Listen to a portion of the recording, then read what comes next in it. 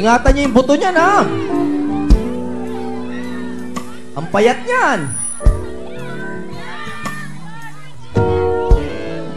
Okay, eto na po. Simulan na natin. Medyo okay na yata yung sounds natin.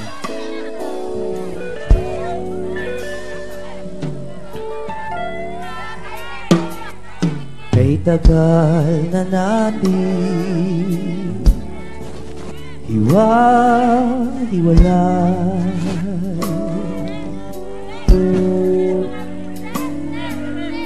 kampi-kampi,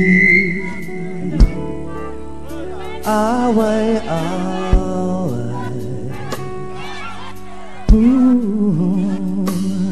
tingnan mong tunay ang buhay ng masa, malayo pa sa malaya.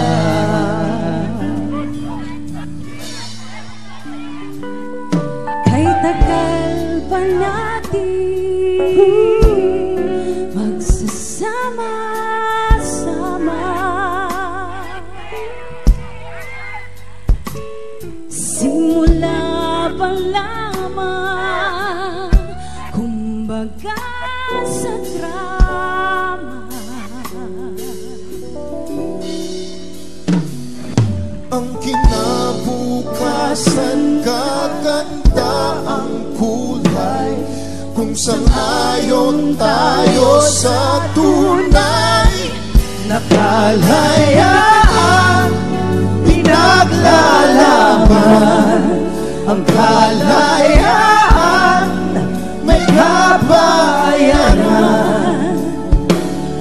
Nararapat lumaban, isang pinuno, ang sukli ng bayan, masunuring puso.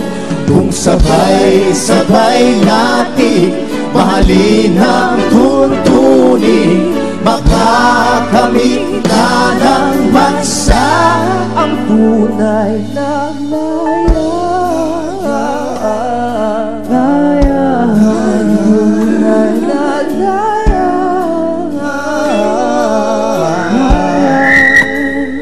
laya.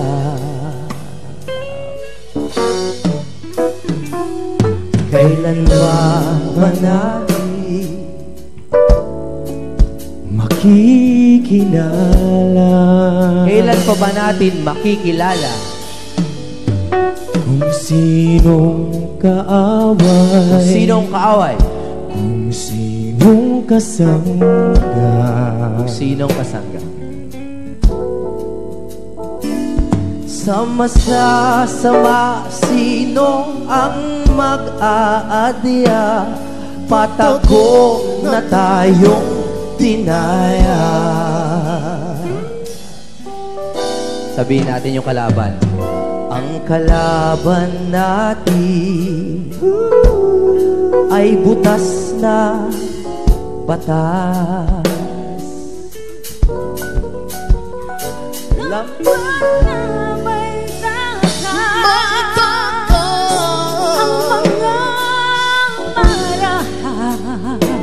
Mga marahas,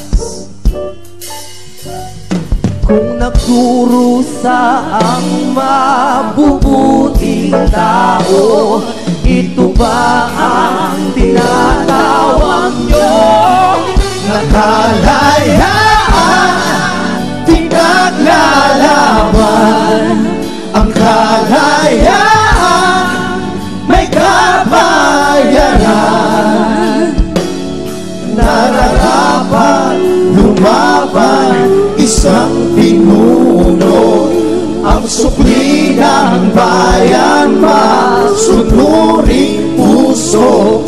Kung sabay-sabay natin mahalin ang tuntunin, makakamit na ng bansa ang tunay na laya.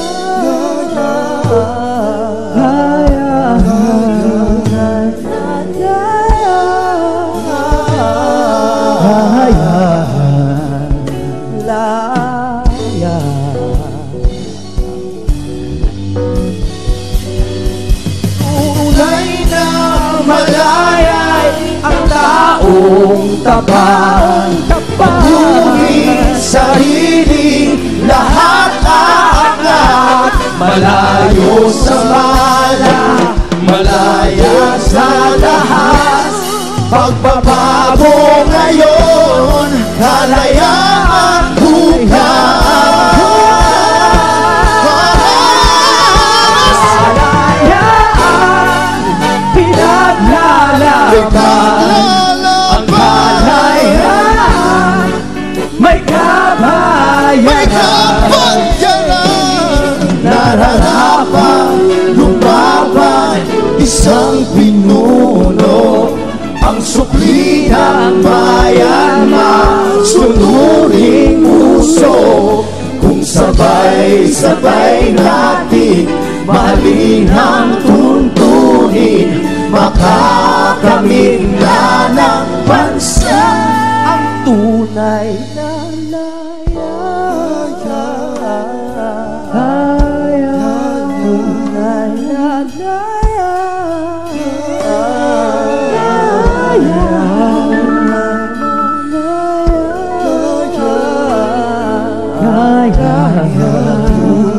na laya.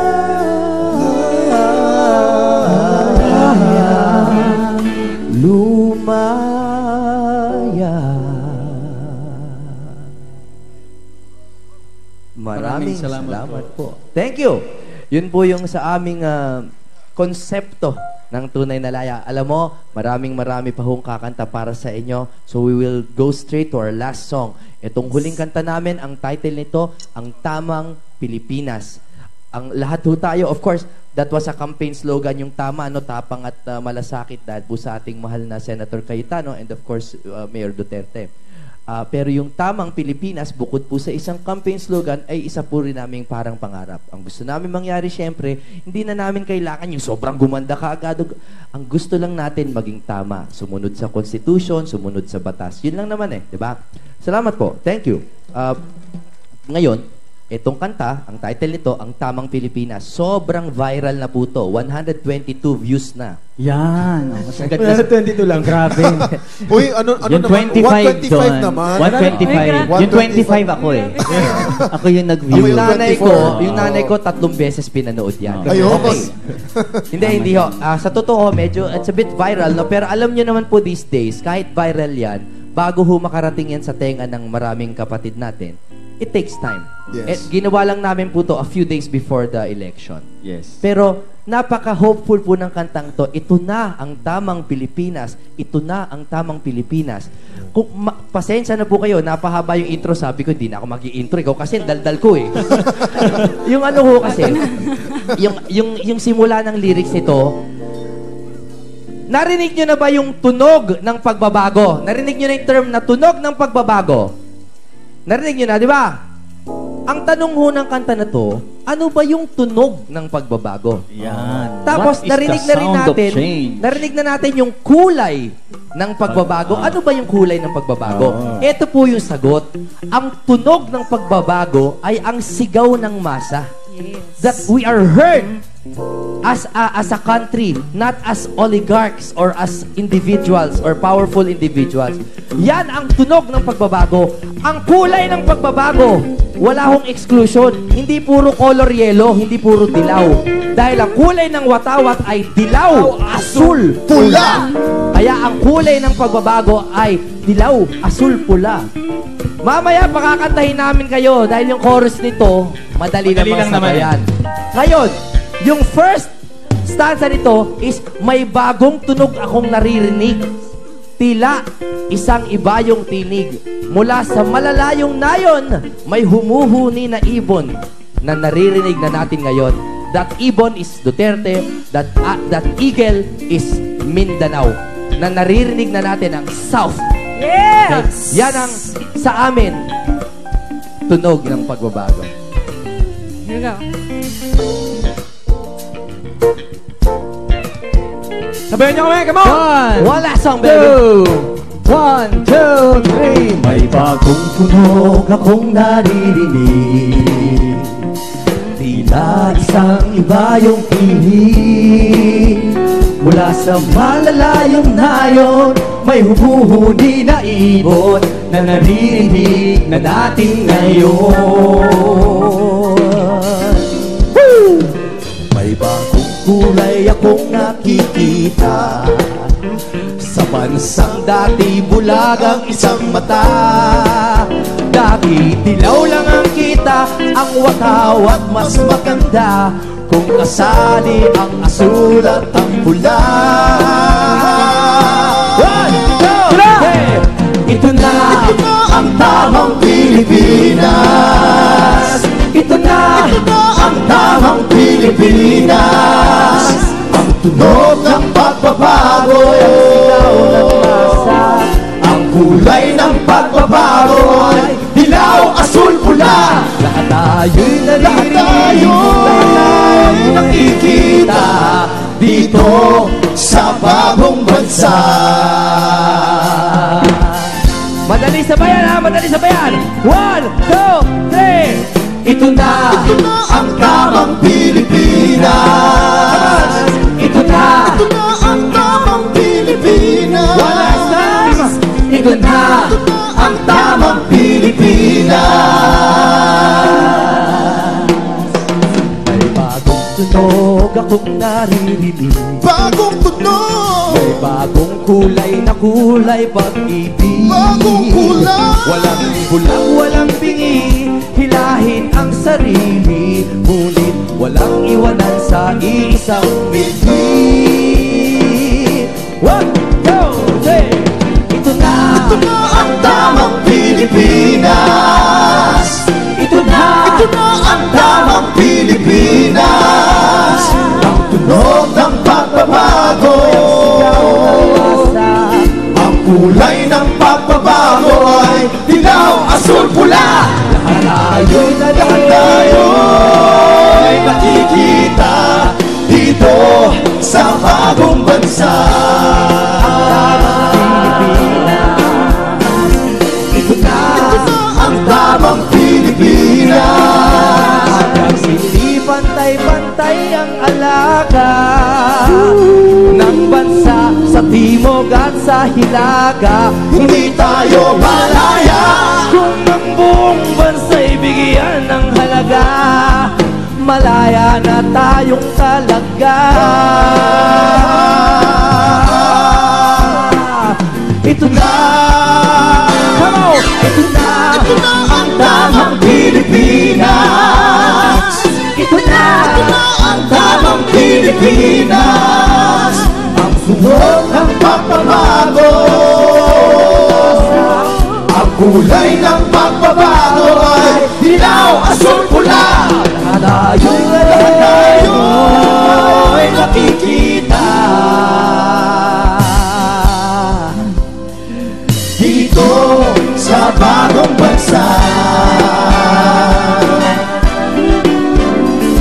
Ito na Ang tamang Pilipinas. Ito na Ang tamang Pilipinas. Ito na Ang tamang Pilipinas. Hoy! Marami bang ano? Marami bang babae dito? Magsigawan na ang mga babae! Mga lalaki! Subukan natin ha. Gusto ko lang marinig yung mga babae lang agad to. Ito na ang tamang Pilipinas. Babae!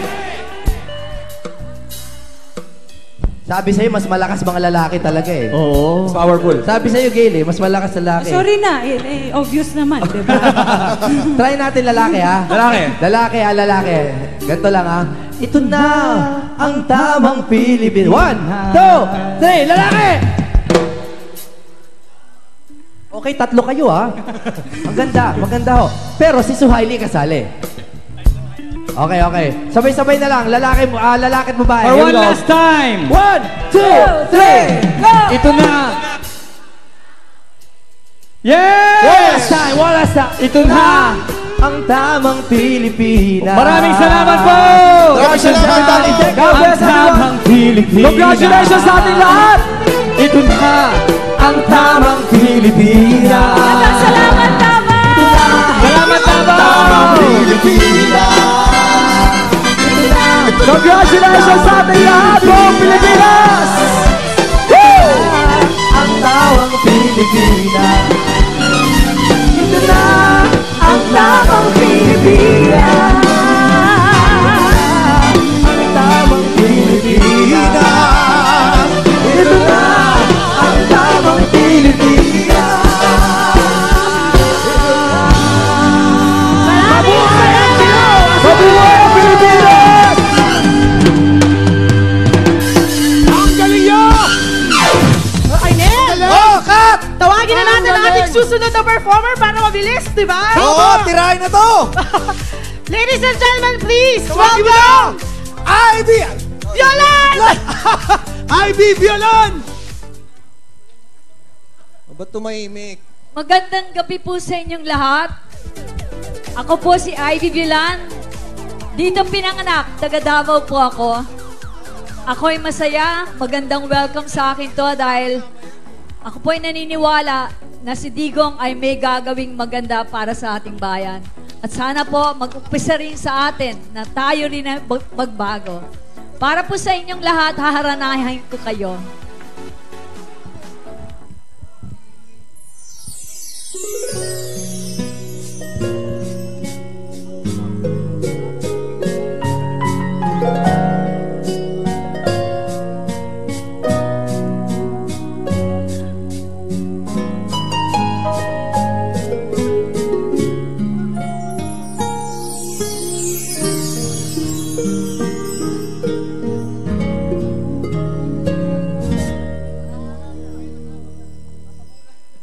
Ang pag-ibig ay sadyang ganyan. Tiwala sa isa't isa'y kailangan. Dati mong pag-ibig, wala kong pakialam. Basta't mahal kita, kailan pa man. Huwag kang mag-isip ng ano pa man. Mga paliwanag mo'y di ko kailangan.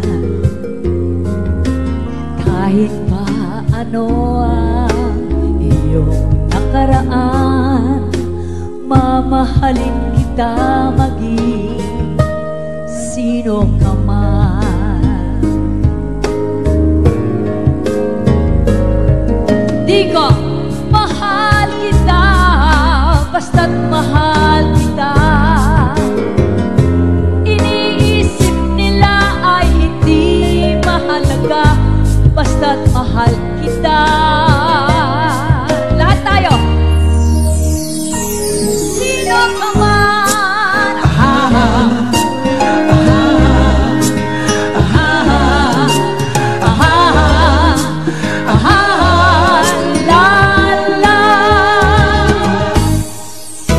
Tandaan niyo ito, sasabihin ko sa inyo. Pag-ibig kong ito'y di magbabago. Kahit malayo ka sa piling ko, umulan ng bagyo, ayos lang. Kamusta na kayo? Okay ba? Kamusta na? Ako okay. Okay tayong lahat. Oh, di magbabago.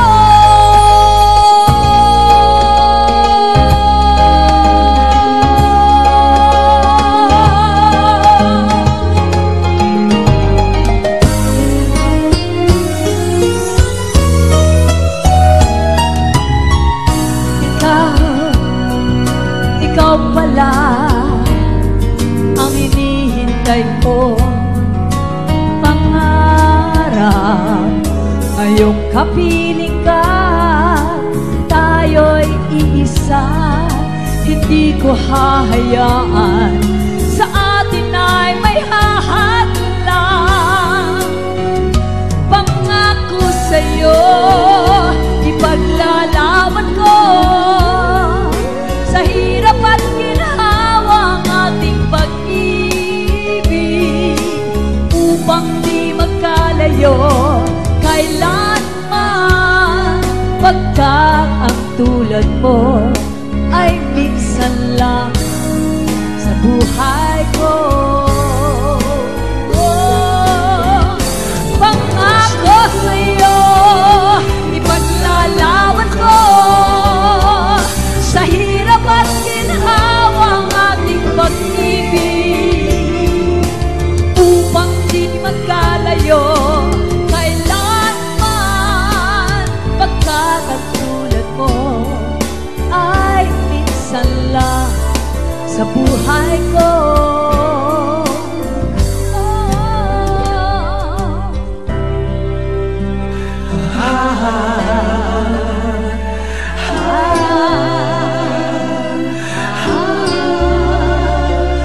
Pangako sa'yo.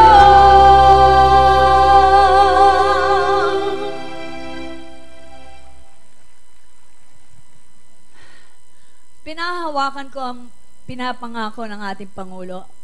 At ang aking dasal ay sana'y bigyan siya ng discernment ng ating Panginoon. At tayo po ay magdasal na tulungan natin siya. Hindi niya kakayanin. Ako na rin po mismo, kailangan magbago sa ibang maraming bagay. I chose this song especially for him, and I'd like to do it for you, Digon. Congratulations. And God bless you in all ways, in all the mighty ways. And I know that there will be a big change in the beautiful country, Philippines. Mabuhay po tayong lahat!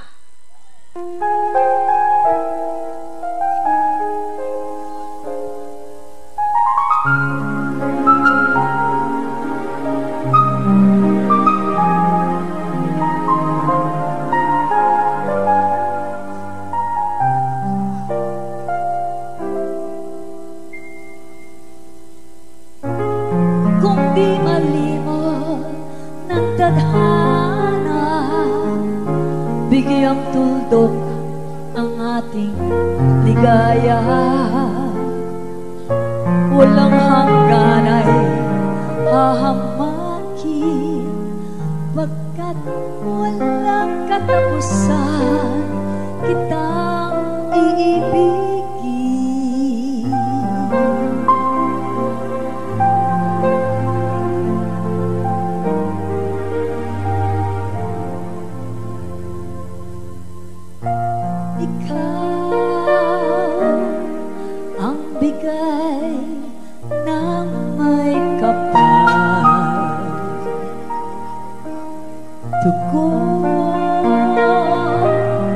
Sa aming dasal,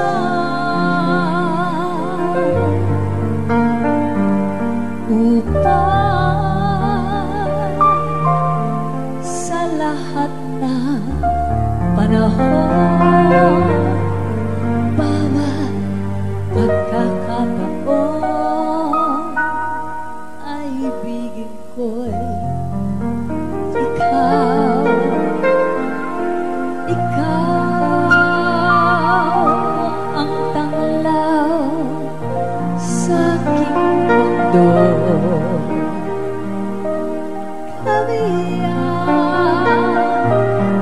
itong puso ko,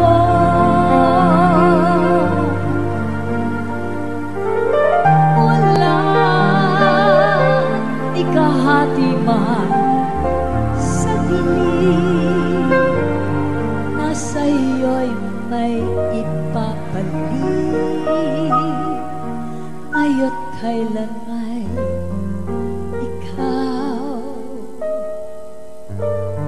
sana'y wala ng wakas, kung pag-ibig ay wagas, paglalambing sa iyong piling ay ligaya kung walang kahambing.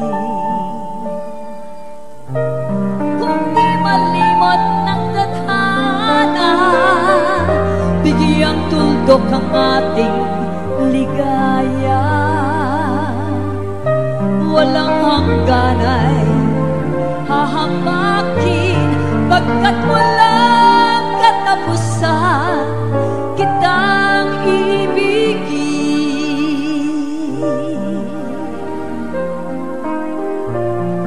lahat ng aking galaw. Ang sanhi ay ikaw.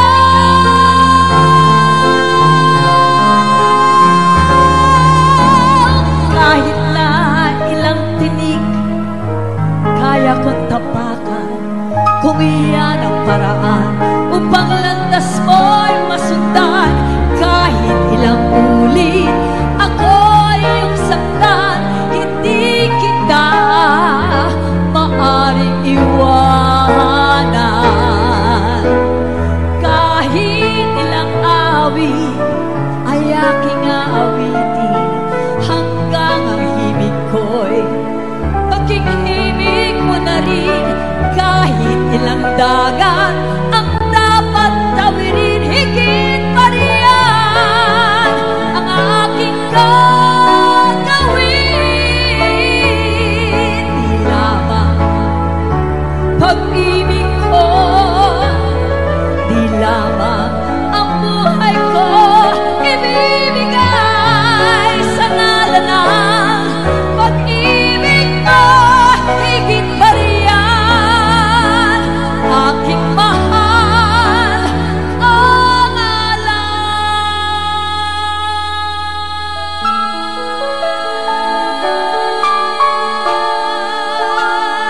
ko.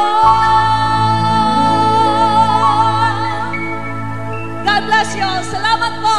Miss Ivy Violan! Wow! Siguro scuba diver ka, no? Ba't ang haba ng hininga mo? Mahaba. Kaya mo yung kat? Ala!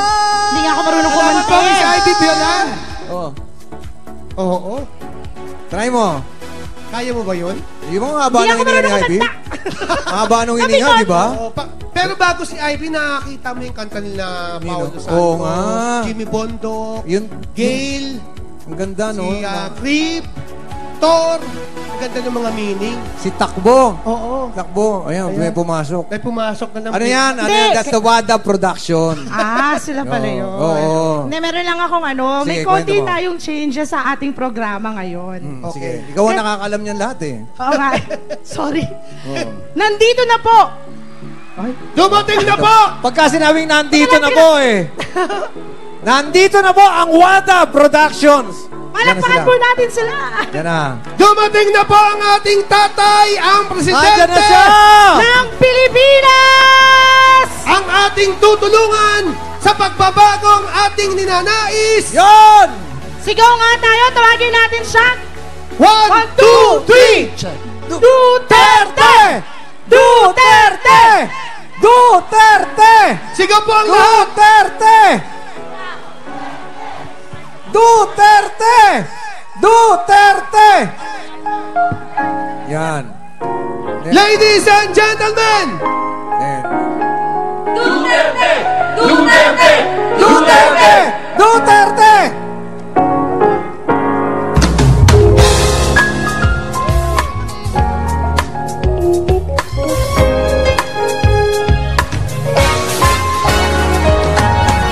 Alam mo bang mahal na mahal ka namin? Sa puso ko'y pangalan mo'y nakaukit pa. Alam mo rin, wala nang iba para sa amin. May pagpapalit kahit sino-sino pa sila. Wala nang hihigit sa'yo para sa amin. Ika'y nag-iisa at walang katulad. Kahit sino sila, di namin papansinin. Basta ikaw lang, Rodrigo Roa Duterte. Alam mo ba, sa puso namin di ka mawalay. Sinisigaw, pangalan mo at wala nang iba. Dahil ikaw lamang ang maaasahan. Di pagpapalit kahit sino-sino pa sila. Wala nang hihigit sa'yo para sa amin. Ika'y nag-isa at walang katulad. Kahit sino sila, di namin papansinin. Basta ikaw lang. Duterte! Duterte! Duterte!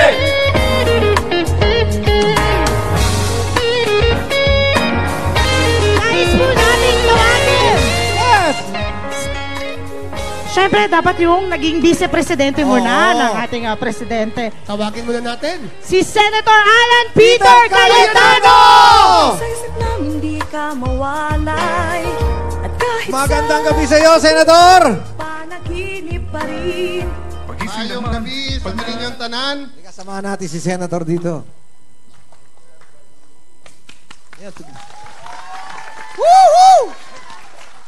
Mayong gabi sa kaninyong tanan. Sa lahat po na nagdasal, sa lahat po na nagsakripisyo, sa lahat na nagbigay ng kanilang oras, kanila pong pera, kanila pong mga t-shirt, kanilang talento, from the bottom of our heart, in behalf of a grateful nation that has a new president, maraming salamat po sa inyong lahat. Unang-una po sa ating Panginoon Diyos, maraming salamat. Of course, sa Dizon family na nag-organize nito, sa ating host, salamat, palakpakan naman po natin sila. Sa mga nanonood sa live streaming, pasensya na po kayo, hindi lang talaga kaya na sa bawat probinsya ay magkaroon po tayo ng victory party. Pero represented tayo po lahat dito. Ang mga taong nasa likod ko po ay nagre-represent ng lahat ng Pilipino, lahat ng profesyon, lahat ng probinsya. At alam nyo po, hindi nyo na itatanong sa Dizon family, eto pong Crocodile Farm ay very special sa mga politiko, sa mga media, at sa mga businessmen. Bakit po?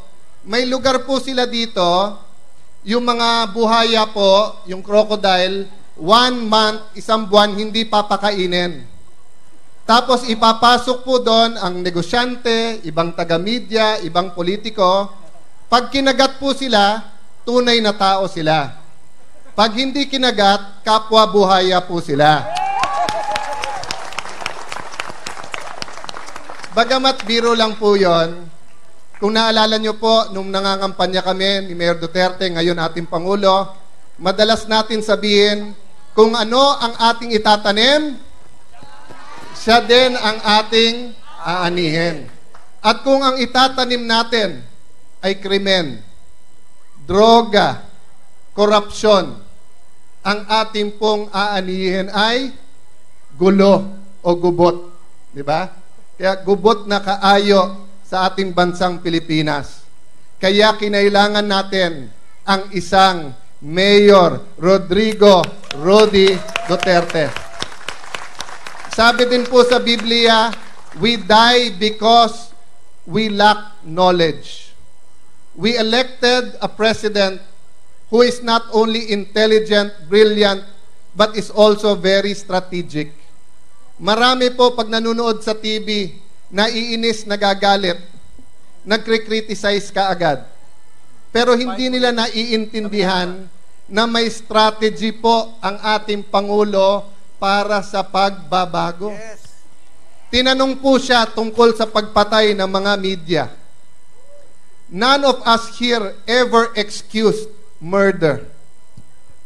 There is only 2 excuses for killing. One is self-defense. Diba? Yung ikaw ay papatayin, siyempre lalabang ka pabalik. Pangalawa po, pag ikaw ay law enforcer at ang buhay mo ay nasa bingit o ang buhay mo po ay delikado, you are allowed to fire back. That is still self-defense. There is no excuse whatsoever to kill anyone, maging media yan o hindi. Kaya nga sabi ni Mayor, pag lumaban ang pusher, patayin. Lumaban eh. Pero bakit po bringing up ng ating pong mahal na Pangulo ang corruption sa media? Meron naman po talaga eh. Meron namang corruption talaga sa politiko. May corruption talaga sa private sector. Kaya niya tinake up sa ngayon dahil hindi pa siya Pangulo. Pag nandun na siya sa Malacanang at saka pa lang niya babanggitin ang corruption sa media, sasabihin, ginagamit niya ang pagkapangulo para labanan ang kanyang kritiko. Pero dahil ngayon ay hindi pa siya pangulo, and he has to reform all sectors of our society. Ano ba ang utos natin sa ating mahal na Pangulo? Hindi ba pagbabago? Hindi ba sabi natin change is coming? Pwede ba naman na magbago ang politiko pero ang media hindi magbago? Pwede ba ang public sector magbago pero ang private sector hindi magbago? Pwede bang magbago ang Mindanao pero hindi magbago ang Metro Manila? Hindi po. Kaya umasa po tayo na hindi man tayo mag-agree sa lahat ng style at sabihin ng ating Pangulo, ang interest po natin lahat ang nasa kanyang puso at isipan. Magtiwala po tayo. Lastly po, sabi po nung iba, Kuya Alan, Mayor, kalimutan nyo na po yung mga paninira, kalimutan nyo po na nagamit din ang ibang tao, kalimutan nyo po na minsan nagagamit ang media. Alam nyo po, ang ating pong Pangulo ay hindi bengador. Walang vengeance in his heart. But iba sa justice yon. Meron pong isang chismoso, walang ginawa kung hindi manira ng reputation. Alam nyo po, pumunta siya sa kanyang imam, pumunta siya sa kanyang pastor, pumunta siya sa kanyang pare, at sabi niya, patawarin niyo ako, na-realize ko, sa paninira ko ng tao, and then pinipick up sa media, pinipick up sa social media, ang dami ko palang buhay na nasira. Alam niyo po kung ano sinabi ng imam, pastor at pare? Sabi, iho, kumuha ka ng unan, pillow, na ang laman po ay mga feathers. No? Dalin mo sa Mount Apo, umakyat ka sa taas, pagkatapos pasabugin mo ang laman ng unan. Pasabugin mo sa hangin kung saan pumunta. Sige po, Father. Sige po, Pastor. Sige po, Imam, gagawin ko. Ginawa po. Bumalik siya. Sir, nagawa ko na. Pinapatawad niyo ba ako? Hindi. Bumalik ka ngayon sa bundok. Kunin mo lahat ng mga feathers na kinalat mo at ibalik mo sa unan. Sabi, Sir, imposible yan. Well, mga kasama, ganun po ang ginawa sa isang Mayor Duterte ng ilang tao at ng ilan media personalities sa ating bansa. Siniraan po siya na sinabing nagbibiro tungkol sa rape, samantalang nagkwekwento siya tungkol sa paninirang gagawin sa kanya ng isang aktwal na nangyari dito po sa Davao. Sinabing 100 milyon ang laman ng kanyang account, samantalang 100 milyon ang kaibigan niya, pero ang pera niya po, wala pang 30 mil sa loob ng account na yan. At pagkatapos sa huling minuto, ay maglalagay ng mga commercial na milyon-milyon ang halaga. 800,000 po for 30 seconds. Mahigit 20 million ang nilaan para sa 3 araw lang po, para siya'y sirain. Ngayon pa lang po nung isang araw, pagbukas ko ng TV, ang nakalagay, Duterte Rebredo Administration. Sabi ko, wow! First time sa buhay ko, nakita ko na yung Vice President, pangalan niya nandun sa administrasyon. Hindi ko nakita ang Aquino Binay Administration. Ang nakita ko lang, Aquino Administration. Hindi ko nakita ang Estrada Gloria o Estrada Arroyo Administration. Ang nakita ko, Estrada lang. Hindi ko nakita yung Aquino Laurel Administration. Nakita ko Aquino Administration. Ano po ibig sabihin? Ngayon pa lang po, meron na rin madudumi pa rin ang isip at nag-iisip na hindi pa nakaupo ang ating Pangulo, gusto nang alisin sa pwesto. Meron na pong nagsisimula ng petition, Duterte resign. Meron na pong nagsisimula na mag-usap, impeach Duterte. Bakit po? Dahil gustong tanggalin ni Duterte ang krimen? Dahil gusto ni Duterte tanggalin ang krimen? Dahil gusto ni Duterte na yung nangyari sa Pasay na mga teenager na naghahanap lang ng gimmick, baksak, patay. Hindi malaman ng kanilang magulang kung ano nangyari, kung anong pagkukulang nila, kung anong pwede nilang gawin para yung teenager po, para maibalik yung oras na hindi sinubo ang mga pills na yon, na kamatayan ang binigay sa kanila. Ilan po sa mga magulang ang lumapit kay Mayor Duterte para sabihin, Mayor, sobra na. Di na namin kaya. Mga anak na namin po ang nagnanakaw sa amin. Mga anak na namin ang kriminal. Hindi dahil mali ang pagpapalaki namin sa kanila. Kung hindi, dahil may nagbigay sa kanila ng droga at hindi na namin alam ang aming gagawin. So mga kasama, kung nagsakripisyo kayo ng sobra-sobra sa loob ng 7 buwan, ng 90 days, sa inyo po na mga nagtulak kay Mayor Duterte tumakbo, pwede po ba humingi sa inyo na dagdagan ang inyong sakripisyo? Pwede ba natin bantayan na maging safe at ligtas ang ating Pangulo? Pwede po ba tayo tumulong sa kanya laban sa droga? Pwede po ba tayo magbayad ng tamang buwis? Pwede ba tayo hindi na magtapon ng basura sa kalye? Pwede bang kahit na meron smoking sa mga syudad natin, tayo na mismo ang wag manigarilyo sa public spaces? Pwede ba natin bantayan ang ating mga anak na minor, na wag silang gumala-gala sa gabi? At kung meron pong diskriminasyon sa mga kapatid natin Muslim, pwede ba natin tanggalin yon?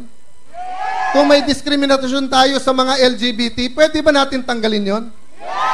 Kung meron tayong pagiging matapobre at mababang tingin sa mahihirap, pwede bang tayo na magtanggal nun at wag na nating hintayin ng ating Pangulo ang magsabi sa ating magbago tayo? Kung pwede po, hindi pa nag-uumpisa ang panunungkulan ng ating Pangulo, we are already victorious. Mga kasama, hindi po namin kayang banggitin lahat ang mga tumulong. Kayong nasa harap namin, kayong nasa likod namin, kat yung mga nire-represent nyo. Pero kung papayagan nyo, I just want to recognize one person. Kasi kung hindi dahil sa kanya, kung hindi siya nag-file ng candidacy niya nung araw na yon, hindi siya mapapalitan ni Rodrigo Rudy Duterte. Mr. Martin Dino, nasaan ka? Presidential Advisor on Substitution. Martin, maraming salamat sa iyo. At sa lahat po sa inyo, hindi man kayo nabanggit, wag na natin pag-usapan kung sino pinakamalaki ang tinulong kay Mayor nung eleksyon.